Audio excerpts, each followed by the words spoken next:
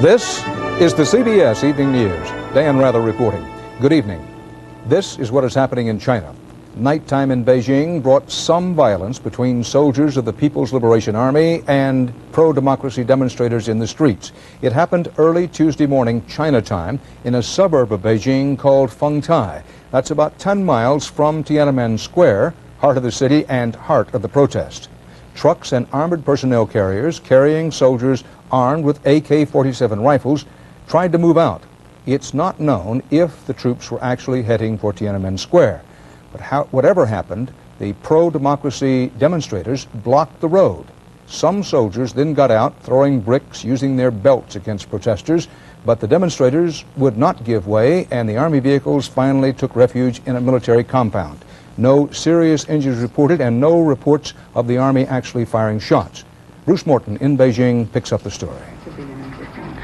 There was a violent clash, as you say, Dan, but two letters say something not so violent about the way this story is developing. One to the newspaper People's Daily, signed by more than 100 high-ranking military officers opposing Li Peng's declaration of martial law and saying the army won't shoot the people. The other from the students, asking the National People's Congress to talk about how to end martial law and allow the students to go back to class. In the meantime, the siege goes on, and every sunrise seems a victory for the young people in the square. Life is hard for them. Sleep is uneasy and crowded. The hands raised in victory V's sometimes droop. The students try to sweep up the garbage, but there is so much garbage. They wash, but there is so much dirt. Buses ring part of the square, a defense against attack, windows taped to limit the impact of flying glass. Flags flutter, and these big banners, which look like Viking sails. The people huddled outside the Great Hall of the People see each dawn as a victory. Another night passed, and we're still here. By day, helicopters drop leaflets. The army doesn't want to suppress the students, but it must enforce martial law. That's not easy. People Power intercepted this convoy. Troops got an earful from citizens. These guys are marching off to lunch, not war. In the rest of the city, things inched back towards normality Monday. Some buses ran, but the subway was closed, station doors locked. Gas stations opened for the first time in several days. Lines were long, and some people brought tanks to hoard a little, just in case. This man was taking lumber to market. Some shelves were bare, others had produce. But he says he can't get produce from far away. The trucks aren't moving. And the strawberry lady says she's having trouble getting fruit to sell. Traffic policemen worked some corners, not others, and sometimes people, aware of the martial law decree, asked our cameras not to shoot. So there was one clash, but there was not a military effort to drive the students from the square. They have survived one more night, they feel, one more battle. Dan? Thank you, Bruce Morton. Now, the movement for freedom and reform has sparked a split and a power struggle among the men who rule China. A leadership split between hardliners and the compromise and wait them out faction of the party and the government. It's impossible to tell which side has or may get the upper hand. Our veteran China correspondent John Sheehan has the latest on the story of trouble at the top in Beijing.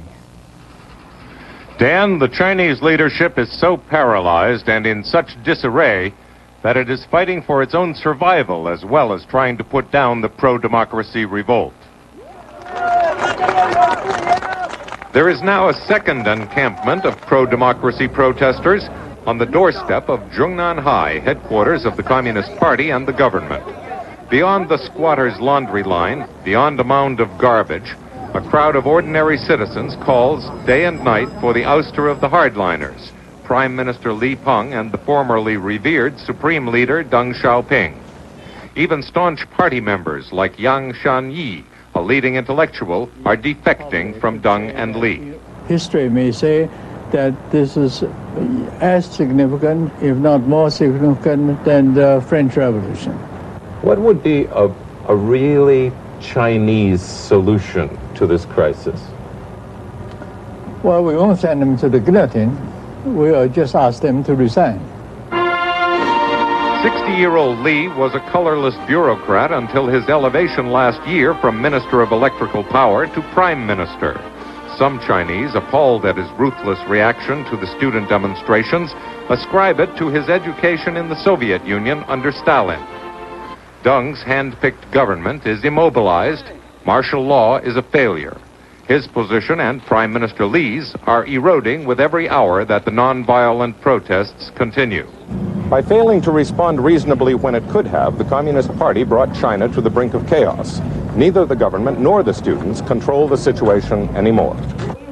The students on the square are now as factionalized as the communist leaders.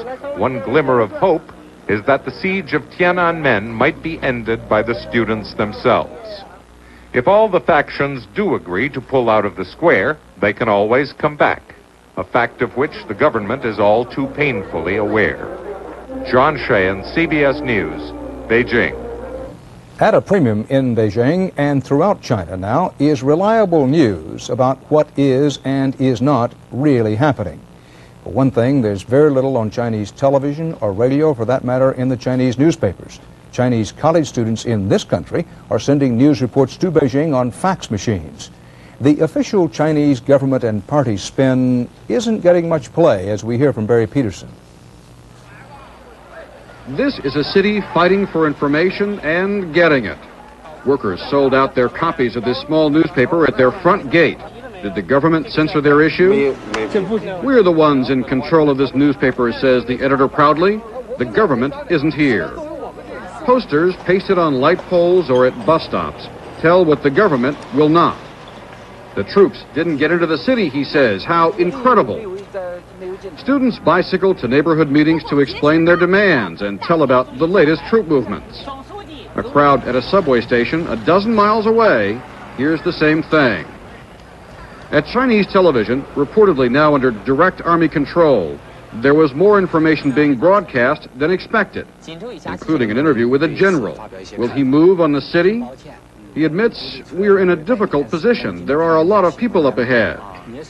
Foreign journalists are under the tightest of restrictions, told to take virtually no pictures, do no interviews with students. Few are obeying the government's decree. The reported deadline for clearing the square will come 43 hours. And the long-distance phone lines still work. Al Passan's report was instantly beamed back into China on Voice of America. Just all the martial law orders are being flagrantly violated, both by the people and by the journalists, so it's almost as if it doesn't exist. Sometimes foreign television crews are angrily waved away. You're violating our laws. More often, applauded. Thank you for being here, people say. Sometimes the subject of a speech. We want our story told, says this student. Help the foreigners. To a government under siege, the flow of information to its own people and to the outside world is suddenly deemed dangerous and illegal. But it has not stopped. Barry Peterson, CBS News, Beijing. Voice of America now says that China has started jamming 3 of the 5 frequencies VOA uses to beam Mandarin Chinese language broadcasts to China. Still to come on tonight's CBS Evening News, the U.S. Secretary of State lectures Israel. Correspondent Martha Teichner has a story of Israel's attempts to suppress the news. And Terrence Smith on city air that's dangerous to your health.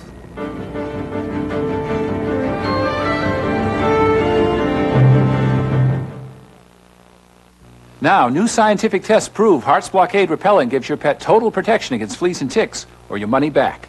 Unsolicited, here's what some satisfied Blockade users have told us. My golden retriever suffered with fleas and ticks. Heart's Blockade solved the problem. It really works. I'm so pleased with Heart's Blockade. I have 3 dogs and 7 cats and raise basset hounds who have always had a flea problem until I use Blockade. It's terrific. Heart's Blockade, guaranteed flea and tick protection that really works. Now, Red Lobster's new 5-star shrimp sampler. 5 kinds of shrimp on one plate, just $8.95. More for you, David Freeman. Savory grilled shrimp, scrumptious scampi, Cajun popcorn, and more. 5 kinds for just $8.95. More for you, Stacy Quest. A kid's meal, $1.95. Hurry. Red Lobster, there's more for you to love. Now get a ½ pound of snow crab legs for $3.95 with any entree. Great news. I don't need surgery for my hemorrhoids. The doctor said they're not that serious. He said use Preparation H. You can often relieve pain and itch for hours and help shrink swelling of inflamed hemorrhoidal tissues with Preparation H, also a new cream. With it, you can communicate instantly with anyone virtually anywhere in the world. With it, you can save time and money. Without it, you're just not dressed for business. The MCI card. It is America's business card. Secretary of State Jim Baker minced no words today in talking about Bush administration Middle East policy. Baker addressed the leading U.S. pro-Israel lobbying group meeting in Washington, and he said it is, quote, high time now for serious dialogue between Israel and the Palestinians. For Israel, now is the time to lay aside once and for all the unrealistic vision of a greater Israel. Israeli interests in the West Bank and Gaza, security and otherwise, can be accommodated in a settlement based on Resolution 242. Forswear annexation. Stop settlement activity. Allow schools to reopen. Reach out to the Palestinians as neighbors who deserve political rights. Baker's tough words on Israel were met with official silence. In Israel, a right-wing cabinet minister has proposed that the occupied territories be sealed off for up to 3 months, closed to journalists. Images of violence against Palestinians are key for the Palestinians to promote, for the Israelis to try and downplay. More about this complicated situation for Martha Teichner in Jerusalem. In Gaza, during the worst day of violence of the Palestinian uprising, the Intifada, the only television pictures of the deadly disturbances were shot secretly by Palestinians using home video cameras. Why? Because the Israeli army had sealed off the Gaza Strip to keep Palestinians in and journalists out. This has become the Israelis' tactic of choice in the battle to stop further erosion of their public image, particularly in Washington, where winning their public relations war against the Palestinians is critical. What is important for them, what is really the focus, that's America, because of the effect of these pictures on the American public, on the American jury, and on Congress and on the administration. The Israelis have a problem, how not to raise the red flag of press censorship.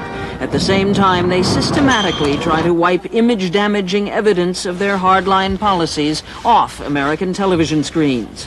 The result? Instant no-go zones, closed today, open tomorrow. A patrol leader just has to pull out his official paper, pre-signed and dated, anywhere anything is or might be happening. I insist that our policy to allow press coverage is one of the most open in the world. But not without subterfuge. Israeli police driving cars marked TV have jumped out and arrested Palestinians. Militant Jewish settlers have also impersonated the press on their vigilante patrols. I think that it's time that the press understood how it feels to travel through those areas if you're not the press. The intention to discredit the press, with the result that TV camera crews more and more are becoming targets. Indirectly, the Israelis make coverage more difficult and more dangerous, but they've covered themselves against accusations of censorship. After 18 months of the Intifada, Israel has not been able to make the violence go away. It has come up with techniques limiting TV access to it, ways of protecting its image without actually having to say, no news is good news. Martha Teichner, CBS News, Jerusalem. There is a report today that an alleged Palestinian bomb maker arrested in West Germany last year was quickly freed because he worked for West German intelligence. That claim was made by the West German news magazine Stern. 5 weeks after Jordanian-born Marwan Kresat was released, a bomb of the kind he reportedly was capable of making blew up Pan Am Flight 103 over Scotland. A West German official denies Kresat was a West German intelligence agent.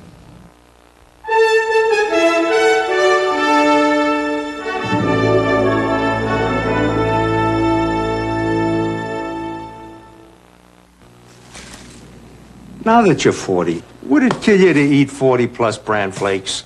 Dad, this is healthy stuff. After 40, that's no better than kid stuff. Kellogg's 40-plus bran flakes. For you, after 40. Because if you need it, it's got the maximum fiber plus iron in one cereal. So, I hate it when you're right. I waited 40 years to hear that. Kellogg's 40-plus bran flakes. After 40, everything else is just kid stuff. You know what moms are like. You bring home a new guy, they put their foot down. Come home a little late, they put their foot down. Well, my mom's no different. I get this great new Oldsmobile Cutlass Calais with a quad-4 engine. And what does she do? You got it. This is not your father's Oldsmobile. I put my foot down. Uh-oh. This is a new generation of old. Get up to $1,000 cash back or 2.9% financing on a new Cutlass Calais. Got a nice minty taste to it. That's good. Can you say that about your liquid antacid? If not, taste new Tums Liquid. It has a nice taste to it. It's delicious. Tums tastes the best. New Tums Liquid. It works, and it really tastes good. The day may come when every washer will handle all your fabrics with expert care and get your big loads really clean. But isn't it nice to know Whirlpool has washers that will do it today? In what was described as hectic trading, the Federal Reserve Board, along with central banks in Japan, Britain, and West Germany, today reportedly made heavy sales of dollars. This was an effort to keep the value of the dollar from climbing. It didn't do much good. And White House correspondent Wyatt Andrews reports all that triggered an unusual reaction from the Bush administration. It might sound strange, but the dollar is now worth more, and the White House is worried. As currency traders in Tokyo and London push the value of the dollar higher again today, the Bush administration, which usually avoids all comment on the dollar, released a public statement. The dollar's recent rise against other major currencies, the statement said, is a cause of concern. If the rise is sustained, it could undermine international efforts to reduce global trade imbalances. The administration went public after failing in quiet efforts to drive the dollar down. The Fed did intervene to sell dollars to try to stop the dollar's increase, but it had very little effect. Even with the U.S. trying to push it down, the dollar has just risen past two key barriers. It buys more than 140 Japanese yen for the first time in a year and a half, and 2 German marks for the first time in 2.5 years. The rise in the dollar frightens the Bush administration because it hurts American exports and threatens the economic recovery. If exports stall out in the States, as we expect it to do so with this level of the dollar, then the whole U.S. economy will stall out. The unrest in China even plays a role here. It's made the markets nervous. There's a lot of instability in East Asia, largely because of the Chinese problem, and Asian investors, in light of that instability and uncertainty, are sending their money to the United States. Experts say today's White House statement is a sign of frustration that the dollar has reached levels beyond what the U.S. can control. It used to be that a strong dollar was welcome news because it meant that U.S. tourists overseas could buy more. Today it triggers fears that U.S. companies can't sell more. Wyatt Andrews, CBS News, the White House.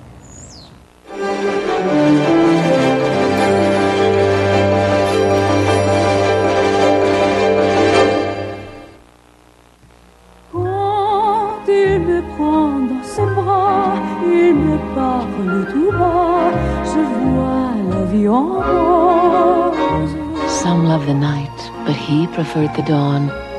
For how could sleepers know the taste of hot croissant and coffee? The richest coffee I ever tasted. Discover the pleasure of rich French roast, new from Maxwell House. Rich French roast coffee. We can't give you France, but we'll give you the flavor.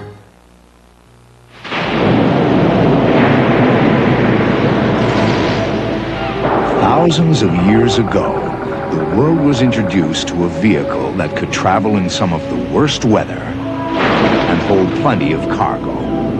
This year, history repeats itself. The new four-wheel drive Subaru Legacy Wagon. After thousands of years, man still can't improve the weather, only the way he travels through it. Good friends and good food, but my stomach aches. My party. And Mylanta 2. Double strength Mylanta 2 with nearly double the acid neutralizing power of any leading regular strength brand. Because my life takes Mylanta 2. Suddenly, the English muffin takes a new turn. Oatmeal Goodness Bread introduces English muffins with oat bran. All the important oat bran of a bowl of oatmeal in each one. And a crunchy, chewy taste you can't turn down. New from Oatmeal Goodness. Accusations today that the U.S. Environmental Protection Agency, in effect, has been deliberately lowballing estimates of urban smog pollution. CBS News Washington correspondent Terrence Smith reports on the cities, the summer, and the smog. If you thought there was a lot of smog during the long, hot summer last year, you don't know the half of it, literally. A new study released today finds that the Environmental Protection Agency consistently understates the problem. Even though there are many monitors available in most urban areas, the EPA procedure, which it defends as valid, is to record only one.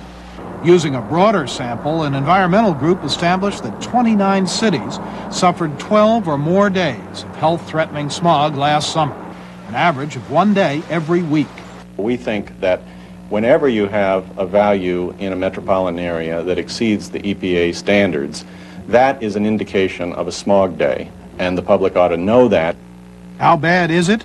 In Houston, the smog reached dangerous levels on 54 days, but the EPA reported only 21. In the New York area, 32 days of actual smog danger versus 19 reported by the EPA. In Washington, the nation's capital had 18 days of actual health-threatening smog versus a reported 10. They have underestimated the problem, even though they've been telling us how great a problem it is.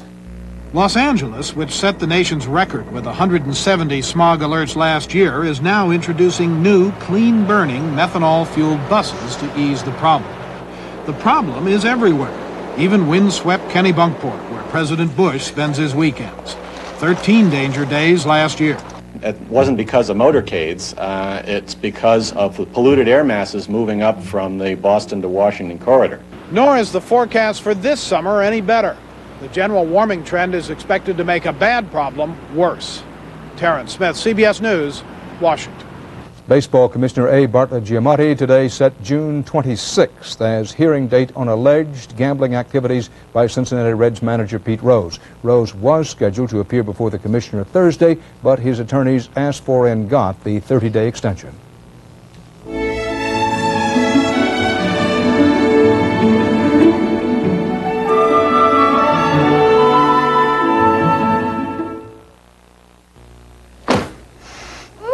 Smells good. Like a Carolina pine forest. That's Lysol Pine Action. I cleaned this morning. It disinfects and works fast. But the scent lasts for hours.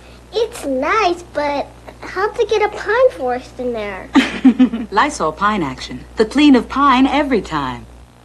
New Light Scent Love My Carpet. The light scent not to be made light of. It's tougher on tough carpet odors than Arm & Hammer Light. Light Scent Love My Carpet. Delightful.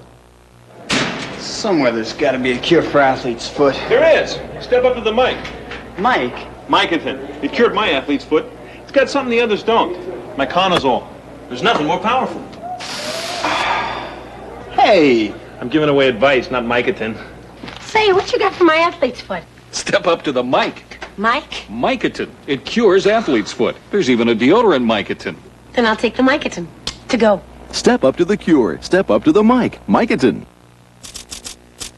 Did you know that certain kinds of diet frozen foods get 40, even 50% of their calories from fat? Fat! Eat smarter. The one you can trust is Le Menu Lifestyle. Every serving is under 300 calories, helps you limit sodium, cholesterol, and is low fat. The only thing we didn't touch is the taste. Le Menu Lifestyle. Eat smarter. The pro-democracy Give Us Freedom uprisings in Beijing and other cities are only the latest signs of rapid change in China. For example, correspondent Bob Simon has a report on the new elite in the country, an elite that gives communism some difficulty.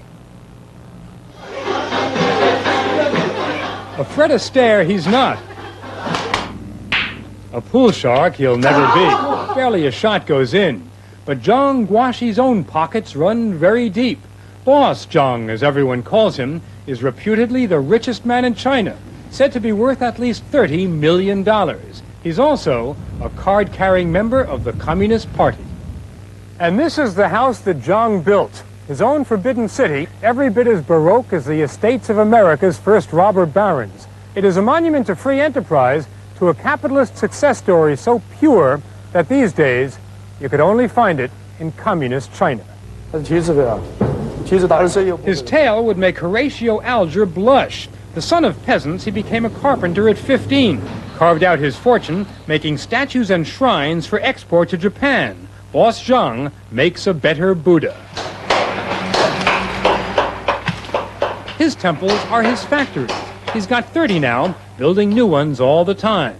This month he opens in Sioux Falls, South Dakota. But the seat of his empire is Yujiang County, somewhere between Charles Dickens and George Orwell. He employs 4,000 workers, pays them double the going government rate, provides food, dormitories, training, and retirement. It is his very own welfare state with his very own flag, surrounded by moats and by the rice paddies of China. How does Mr. Zhang feel about the growing inequality that's coming along with the free enterprise, the new free enterprise in China? We have new policies now. Those who can work hard and make more money should be allowed to do so. Obviously, this will lead to some differences. Boss Zhang, the Rolex revolutionary, has been good for the county. He, not the state, brought in running water and television. The county cadres reciprocated by providing around-the-clock security and a police escort for his chauffeur-driven Nissan sedan.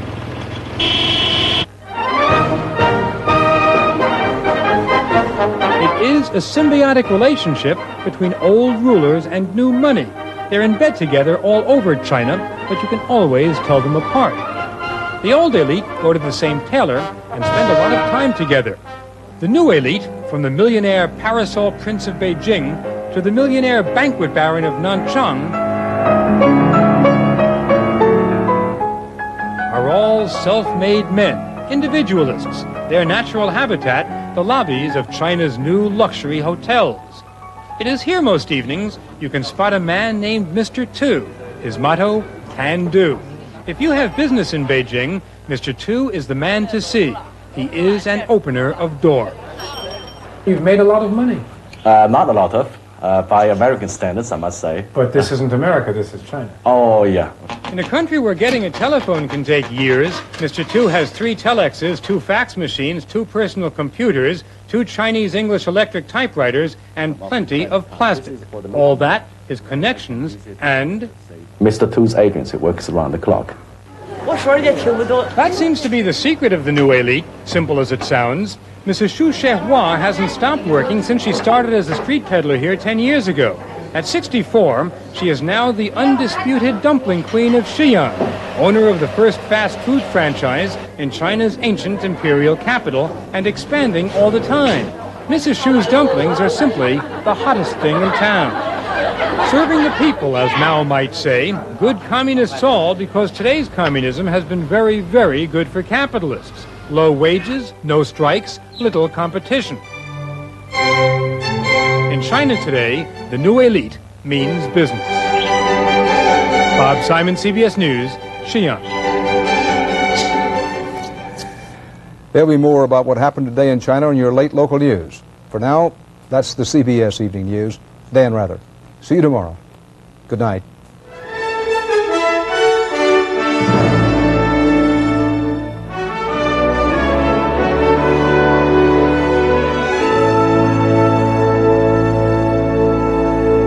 Sullivan. And I'm Harry Smith. Tomorrow, the latest on the revolt in China. Also, the Neville brothers join us and Edward James Olmos tomorrow on CBS This Morning.